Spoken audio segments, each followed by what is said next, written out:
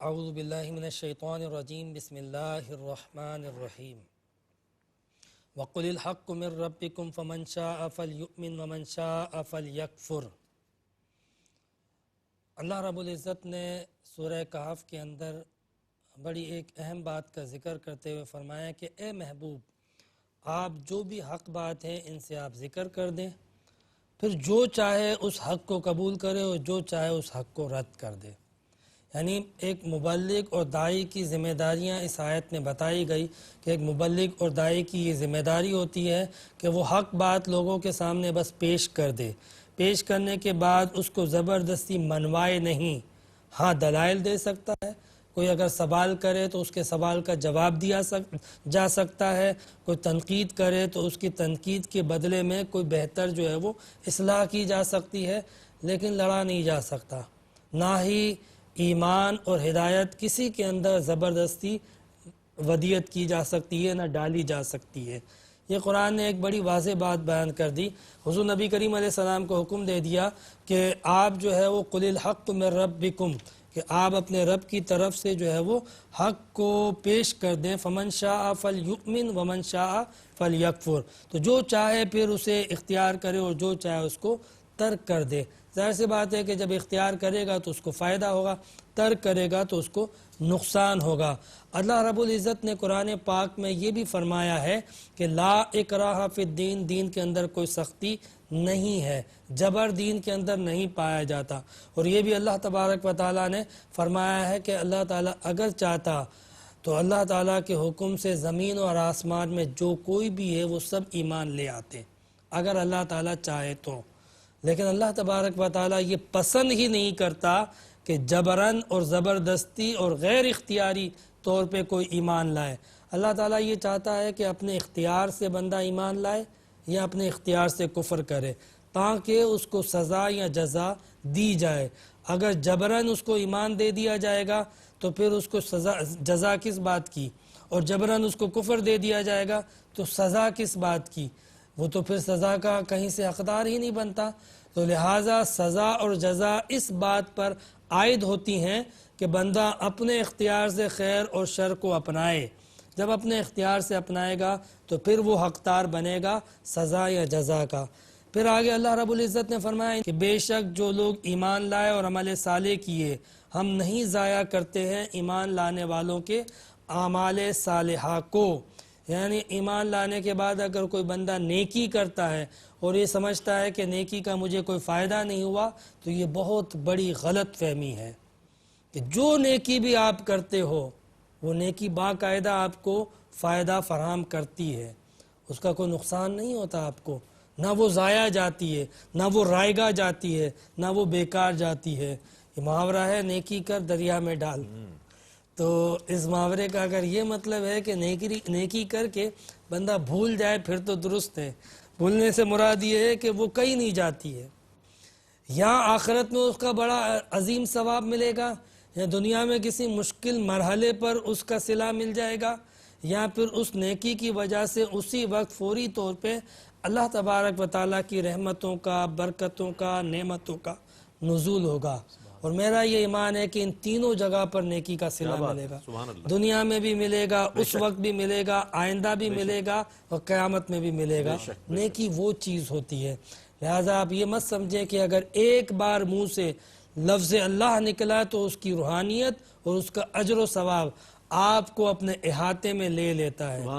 ایسے ہی تو نہیں تھا کہ حضرت ابراہیم نے جب اللہ کا نام سنا تھا تو اس نام پر اپنی ساری دولت قربان کرنے کے لیے تیار تھے کہ یار یہ کس محبوب کا نام آ چکا، سن لیا میں نے۔ تو یہ اللہ کا نام، اللہ کا ذکر، اللہ کی عبادت، نیکی اتنی طاقتور چیز ہے کہ بندہ جو ہے اس کا احاطہ اور اس کی حقیقت کا اندازہ نہیں لگا سکتا۔ اس لیے اللہ رب العزت نے یہ واضح طور پہ فرما دیا، ان الذین آمنوا وعملوا الصالحات انا لا نضیع اجر من احسن عملا، بے شک جن لوگوں نے نیک عمل کیے ہیں تو ان کا اجر ہم ضائع نہیں کرتے ہیں۔ ہر نیکی جو ہے وہ بندے کے لیے محفوظ ہو جاتی ہے، اور وہ نیکی برائی سے مقابلہ کرتی ہے، اس کی برائیوں سے لڑتی ہے اور برائیوں سے اس کو محفوظ کرتی ہے۔ سو نیکی کرنے والے ہمیشہ اس خیال میں رہیں کہ انشاءاللہ ان کی نیکی اس ایمان اور اس یقین میں رہیں کہ کہیں چپکے سے بھی تنہائی میں بھی اگر کوئی بھلائی کی ہے تو وہ انشاءاللہ اس کا صلہ پائے گا۔ پھر اللہ رب العزت نے فرمایا کہ المال والبنون زینت الحیات الدنیا والباقیات الصالحات خیر عند ربک ثوابا وخیر عملا۔ اس جگہ پہ اللہ تبارک و تعالیٰ نے یہ بتایا کہ مال و دولت جو ہے وہ بزرگی اور پرہیزگاری اور تقوی کا معیار نہیں ہے دنیاوی نعمتیں، بلکہ تقوی اور پرہیزگاری کا معیار اخروی نعمتیں ہیں۔ اگر بندے کے پاس دنیاوی نعمتیں ہیں، دنیا کی نعمت کا ملنا اچھی بات ہے، لیکن یاد رہے کہ دنیا کی نعمت اللہ تعالیٰ ہر کسی کو دیتا ہے، آخرت کی نعمت اللہ تعالیٰ کسی کو دیتا ہے، ہر کسی کو نہیں دیتا۔ تو بزرگی کا معیار آخرت کی نعمت ہے، نہ کہ دنیاوی نعمت۔ المال والبنون زینت الحیات الدنیا، مال اور دنیاوی نعمتیں، اولاد، یہ سب کی سب جو ہے وہ دنیا کے زینت اور دنیا کی نعمتیں ہیں۔ آخرت کی نعمت، باقی رہنے والی نعمت، وہ اچھی باتیں، اچھے اعمال، اچھے اخلاق، اچھے کردار ہیں۔ تو ہمیں آخرت کی نعمت کو بھی اللہ تعالیٰ سے طلب کرنا چاہیے، اس کا تقاضا کرنا چاہیے، اس کو اختیار کرنا چاہیے اور اسے اپنانا چاہیے اور جمع کرنا چاہیے۔ ایسا نہ ہو کہ ہم دنیاوی دولت تو جمع کرتے رہے اور آخرت کی نعمت ہمارے پاس بالکل خالی ہو اور اس سے ہم بالکل عاری ہوں۔ ایسا نہیں ہونا چاہیے۔ دنیاوی دولت کو جو لوگ تقوی اور بزرگی کا معیار تصور کرتے ہیں اور وہ یہ سمجھتے ہیں کہ دیکھیں اللہ تبارک و تعالی ہم سے کتنا پیار کرتا ہے، کتنی محبت کرتا ہے کہ ہم پر اتنی نعمتیں نچھاور کرتا ہے، تو یہ غلط ہے۔ ہو سکتا ہے کہ یہ نعمتیں آخرت میں پکڑ کا باعث بنے، اور یہ بھی ہو سکتا ہے کہ یہ نعمتیں جو ہے وہ حساب و کتاب کا باعث بنے اور اس کا حساب نہ دیا جا سکے۔ تو لہٰذا یہ سمجھ لینا کہ نعمتیں ملی ہیں تو اللہ تعالیٰ ہم سے زیادہ پیار کرتا ہے، غلط ہے۔ بلکہ ان نعمتوں کا اگر صحیح استعمال کیا، ان نعمتوں کو غریبوں میں تقسیم کیا، ان نعمتوں کے ذریعے تعیشات کے بجائے، گناہوں کے بجائے تقوی و پرہیزگاری اختیار کی، اور ان نعمتوں کو ان کاموں میں استعمال کیا جن کاموں کا حکم دیا گیا تھا، اموال کو ضرورت مندوں کے لیے استعمال کیا، اولاد کو اللہ تبارک و تعالیٰ کے دین کے قیام کے لیے، تبلیغ کے لیے استعمال کیا، پھر تو واقعتاً بزرگی تھی۔ لیکن اگر یہی نعمتیں اپنے تعیشات کے لیے، اپنی طاقت اور اپنی بڑھائی کے لیے، اپنے فائدے کے لیے، دنیاوی مقاصد کے لیے استعمال ہوئی تو پھر یہ نعمت نہیں، یہ زحمت تھی۔ تو لہٰذا یہ تصور قرآن پاک کی ان آیات سے واضح ہو گیا۔ المال والبنون زینت الحیات الدنیا والباقیات الصالحات۔ تو یہ ذہن میں رہے کہ جو باقی رہنے والی نعمتیں ہیں وہ عمل صالح اور اچھی باتیں ہیں۔ پھر اس کے بعد اللہ رب العزت نے ایک اور بات بیان فرمائی کہ وَلَقَدْ صَرَّفْنَا فِي هَذَا الْقُرْآنِ لِلنَّاسِ مِنْ كُلِّ مَثَلٍ، کہ بے شک ہم نے اس قرآن میں پھیر پھیر کے، پلٹ کے مختلف قسم کی مثالیں بیان کی ہے۔ یعنی ہم قرآن پاک کو اگر دیکھیں تو قرآن پاک جو ہے وہ کبھی ہمیں سابقہ اقوام کے قصص بیان کر رہا ہوتا ہے، کبھی ہمیں مکھی اور شہد کی مکھی کی مثال ذکر کرتا ہے، کبھی ہمیں مچھر کی مثال دے رہا ہوتا ہے، کبھی ہمیں کسی بستی کی مثال دے رہا ہوتا ہے، کبھی ہمیں جو ہے وہ ان گناہ گاروں کی مثال دے رہا ہوتا ہے جو کہ اللہ تبارک و تعالیٰ کے نافرمان اور متکبر تھے، اور کبھی اللہ تبارک و تعالیٰ ان لوگوں کی مثال دیتا ہے کہ جن پر اللہ کی نعمت ہوئی مگر انہوں نے قدر نہ کی۔ تو یہ قرآن پاک ہمیں طرح طرح کی مثالیں دے رہا ہے اور پھیر پھیر کے دے رہا ہے کہ کس کس طرح کے لوگ اس دنیا میں ہیں، کس طرح کی قومیں اس دنیا میں ہیں، کس طرح کے اعمال اس دنیا میں ہیں، اور کس طرح کے عقائد اس دنیا میں ہیں، کس طرح کی فکریں اور فلسفے اس دنیا میں ہیں۔ ہم نے ان سب کے جواب اس قرآن میں دے دیے اور سب کی مثالیں ہم نے اس قرآن میں پیش کر دی، اور سب کے انجام اور سب کے نتائج ہم نے اس قرآن میں پیش کر دیے کہ کیسا عمل کرو گے تو کیسا نتیجہ آئے گا۔ تو یہ بات اللہ رب العزت اس ایک آیت کے اندر سمجھا دی کہ ہم نے وَلَقَدْ صَرَّفْنَا فِي هَذَا الْقُرْآنِ لِلنَّاسِ مِنْ كُلِّ مَثَلٍ، کہ پھیر کے ہم نے جو ہے وہ اس قرآن کے اندر مختلف مثالوں کو پیش کر دیا تاکہ ہم تمہیں سمجھائیں کہ کیا ہے حقیقت اور ہدایت۔ پھر اللہ رب العزت نے متصلاً فرمایا وَكَانَ الْإِنسَانُ أَكْثَرَ شَيْءٍ جدلا، لیکن یہ انسان کے افسوس کہ اکثر جھگڑالو نکلتا ہے، یعنی عموماً لڑتا ہے، جھگڑتا ہے۔ اللہ تبارک و تعالیٰ نے ہدایت دی، پیغمبر بھیجے اور باقاعدہ اپنی نشانیاں دکھائیں، لیکن بندہ ہے کہ ان نشانیوں کو تسلیم کرنے کے بجائے، بندہ ہے کہ اللہ تعالیٰ نے جو اس کائنات کے اندر اپنے دلائل قائم کیے، اپنی نشانیاں ظاہر فرمائیں، ان سے نصیحت پکڑنے کے بجائے، ان سے عبرت حاصل کرنے کے بجائے، ان سے عقل حاصل کرنے کے بجائے، سیکھنے کے بجائے تنقید اور بحث میں لگ گیا، بحث و مباحثے میں لگ گیا۔ تو انسان کی ایک صفت بیان کی گئی، اور خاص طور پہ مفسرین نے کہا کہ یہ جو جدلہ کا جو لفظ ہے نا، جھگڑالو کا، یہ نضر بن حارث کے لیے استعمال ہوا ہے، یہ خاص طور پہ اس کے لیے کہ یہ آخر تک نبی کریم صلی اللہ علیہ وسلم سے جھگڑتا رہا اور ضد کرتا رہا، اپنے کفر پہ اڑا رہا، طرح طرح کے دلائل اس کو دیے گئے، اس کو جوابات دیے گئے، نشانیاں پیش کی گئیں، مگر ایک چیز طے کر لی تھی کہ نہیں ماننا تو نہیں ماننا، وہ جھگڑتا رہا، اس نے نہیں مانا۔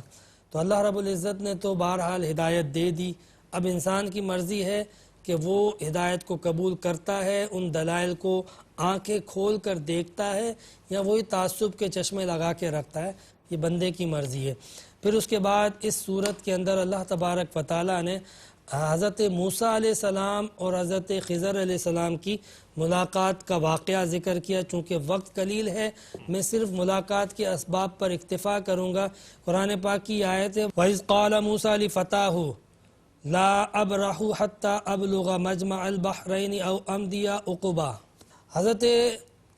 موسیٰ علیہ السلام نے اپنے خادم سے کہا، یعنی یوشع بن نون سے، کہ میں اس وقت تک سفر کرتا رہوں گا جب مجمع البحرین سے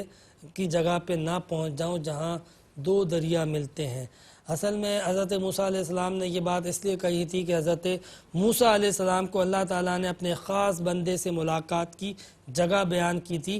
کہ اس جگہ پہ میرا وہ خاص بندہ ملے گا، اور اس خاص بندے کو ملاقات کے لیے اللہ تبارک و تعالیٰ نے اس لیے ذکر کیا تھا کہ حضرت موسیٰ علیہ السلام ایک موقع پر بیان کر رہے تھے، لوگوں کو واعظ کر رہے تھے، نصیحت کر رہے تھے، اور بڑے جامع انداز میں تبلیغ فرما رہے تھے کہ ایک شخص نے حضرت موسیٰ علیہ السلام سے یہ کہا کہ اے موسیٰ، آپ جس انداز سے گفتگو کرتے ہیں، کیا اس روئے زمین پر آپ سے بڑھ کر بھی ہو سکتا ہے کوئی؟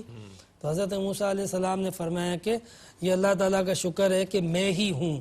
تو حضرت موسیٰ علیہ السلام کے اس فرمان پر اللہ تعالیٰ نے ایک فرشتہ بھیجا تھا اور فرمایا کہ اے موسیٰ اس جگہ پہ جا مجمع البحرین پر، اور وہاں میرا ایک بندہ ملے گا، اس کے پاس تجھ سے زیادہ علم ہے، اس سے جا کے سیکھ بھی اور تربیت بھی حاصل کر۔ تو یہ ہے حضرت موسیٰ علیہ السلام اور خضر علیہ السلام کی ملاقات کا آغاز اور آغاز کا سبب، کہ کس لیے حضرت موسیٰ علیہ السلام گئے تھے خضر علیہ السلام سے دو دریاؤں کے پاس ملاقات کے لیے۔ واقعہ اس کے شان نزول مفسرین نے یہی بیان کیا کہ حضرت موسیٰ علیہ السلام نے یہ بات ذکر کی تھی، حالانکہ وہ بات بالکل درست تھی کہ روح زمین پر جب کوئی پیغمبر ہوتا ہے تو پیغمبر سے بڑھ کر کوئی نہیں ہوتا، لیکن ایک بات ہے کہ اللہ تبارک و تعالی ہمیں ہر موقع پہ سکھانا چاہتا ہے۔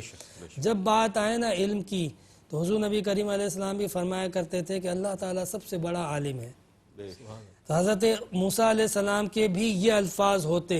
یعنی اس طرح کہا جاتا کہ اللہ تعالیٰ سب سے بڑا جاننے والا ہے، اور بے شک اس میں کوئی شک نہیں ہے۔ تو یہ بات سکھانے کے لیے اللہ تبارک و تعالیٰ نے ایک فرشتے کو بھیجا، حضرت موسیٰ علیہ السلام کو یہ پیغام دیا کہ جاؤ اس جگہ پہ پہنچو، اور وہاں پہ خضر موجود ہے جس کے پاس تم سے زیادہ علم موجود ہے، اور وہ تمہیں سکھائے گا اس کائنات کے حقائق کے حوالے سے، اور بہت ساری اہم ترین ہماری نشانیاں بتائے گا۔ تو یہ تھا حضرت موسیٰ علیہ السلام اور خضر علیہ السلام سے ملاقات کا پس منظر۔ انشاءاللہ اس واقعے کے پیچھے کیا کیا نشانیاں تھیں، حقائق تھے، تفاصیل تھی، مقاصد تھے، ان تمام حقائق کو، رموز و اسرار کو اگلے ایپیسوڈ کے اندر انشاءاللہ ڈسکس کیا جائے گا، اور بتایا جائے گا کہ جو حضرت موسیٰ علیہ السلام کو خضر علیہ السلام کے ساتھ سفر کے دوران واقعات پیش آئے، ان کی حکمت کیا تھی، حقیقت کیا تھی، اور قرآن نے اس میں ہمارے لیے سیکھنے کے کون کون سے مواقع اور عبرت کے کون کون سے پہلو رکھے ہیں۔ اللہ تبارک و تعالیٰ سے دعا کریں کہ اللہ تعالی ہم سب کو سیکھنے کی، سمجھنے کی، قرآن پاک کو پڑھنے کی اور پڑھانے کی توفیق عطا فرمائے۔ وآخر دعوانا ان الحمد للہ رب العالمین۔